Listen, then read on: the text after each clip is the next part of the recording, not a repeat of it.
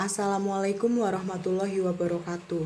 Perkenalkan, kami dari kelompok 3 yang beranggotakan Agnia Nurul Anjani, Jingga Bunga Lestari, Zahra Kaila Anwar, Anugrah Nanda Putri Febrianti, Adwitya Fawas Hansa Pratama, Maulid Aldira Ifai, Norman Alif Santosa. Di sini kami akan mempresentasikan atau memaparkan mengenai Kerajaan Sriwijaya. Berikut ini beberapa contoh gambar Kerajaan Sriwijaya. Kerajaan Sriwijaya adalah kerajaan bercorak Buddha yang didirikan oleh Dapunta Hyang Sri Jayanasa pada abad ke-7. Kerajaan Sriwijaya terletak di tepian Sungai Musi di daerah Palembang, Sumatera Selatan. Pada masanya, kerajaan maritim ini banyak memberi pengaruh di Nusantara. Sriwijaya, Sri yang artinya bercahaya dan Wijaya yang artinya kemenangan. Kerajaan Sriwijaya juga disebut sebagai kerajaan maritim. Mengapa disebut kerajaan maritim? Karena wilayah kekuasaan Sriwijaya mempunyai kekuasaan wilayah perairan sangat luas, mempunyai angkatan laut yang kuat, serta pelayaran dan perdagangan dengan jalur laut. Awal mula munculnya kerajaan Sriwijaya. 1. Berawal dari dibangunnya suatu perkampungan Sriwijaya. Perkampungan ini terletak di lalu lintas perdagangan. 2.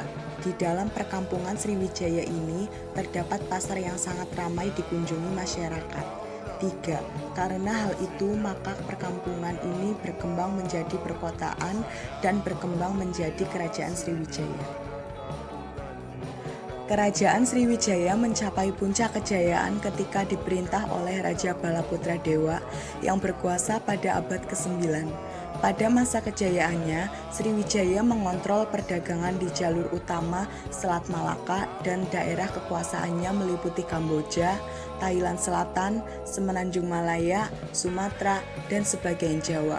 Selain itu, kebesarannya juga dapat dilihat dari keberhasilannya di beberapa.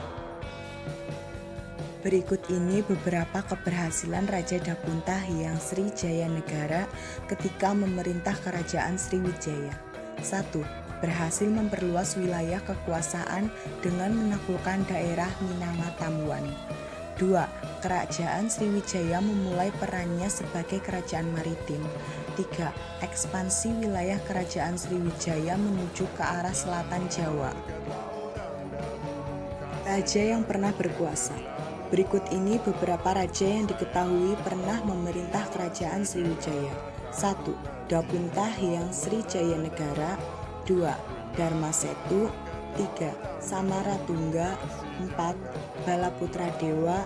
5. Sanggara Mawijaya Tunggawarman.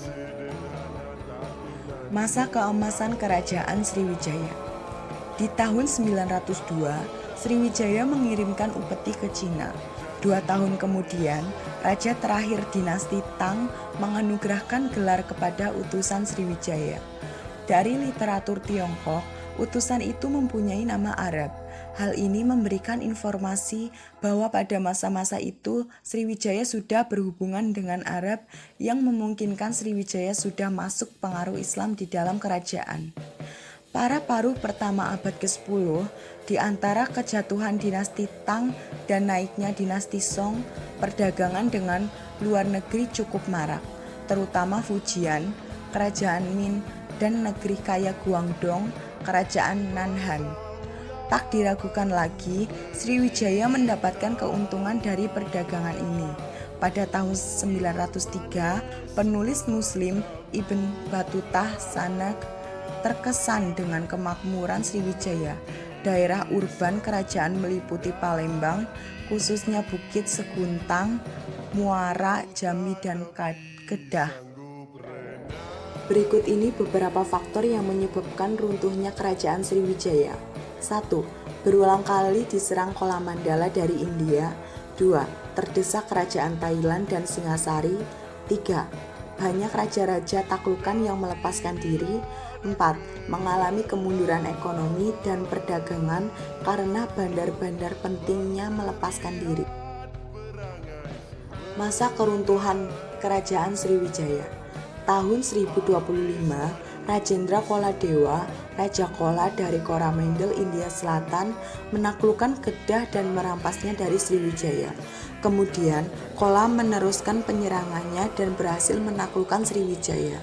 Selama beberapa dekade berikutnya, ke seluruh Imperium Sriwijaya berada dalam pengaruh Rajendra Koladewa. Meskipun demikian, Rajendra Koladewa tetap memberikan peluang kepada raja-raja yang ditaklukkan untuk tetap berkuasa selama tetap tunduk kepadanya. Setelah itu, akhirnya mengakibatkan melemahnya Sriwijaya dan kemudian beberapa daerah bawahan membentuk kerajaan sendiri. Dan kemudian muncul kerajaan Dharmasraya sebagai kekuatan baru dan kemudian mencaplok kawasan Semenanjung Malaya dan Sumatera termasuk Sriwijaya itu sendiri. Peninggalan Kerajaan Sriwijaya. Berikut ini beberapa prasasti-prasasti yang berkaitan dengan Kerajaan Sriwijaya. 1. Prasasti Ligor di Thailand. 2. Prasasti Kanton di Kanton. 3. Prasasti Siwagraha. 4. Prasasti Nalanda. 5. Prasasti Leiden. 6. Prasasti Tanjor. 7. Prasasti Grahi. 8. Prasasti Padang Roco. 9. Prasasti Sri Lanka. Kehidupan masyarakat Sriwijaya dari segi ekonomi sebagai pusat perdagangan di Selat Malaka dan Laut Cina Selatan. Kerajaan maritim yang bersifat metropolitan, komoditas utama, emas, gading, perak, dan rempah-rempah. Dari segi sosial, masyarakat bersifat sangat majemuk, sudah mengenal stratifikasi atau tingkatan sosial dalam masyarakat. Dan dari segi budaya dan agama yang berkembang adalah agama Buddha, menjadi pusat pendidikan agama Buddha di Asia Tenggara. Sekian materi yang dapat saya sampaikan, kurang lebihnya mohon maaf. Wassalamualaikum warahmatullahi wabarakatuh.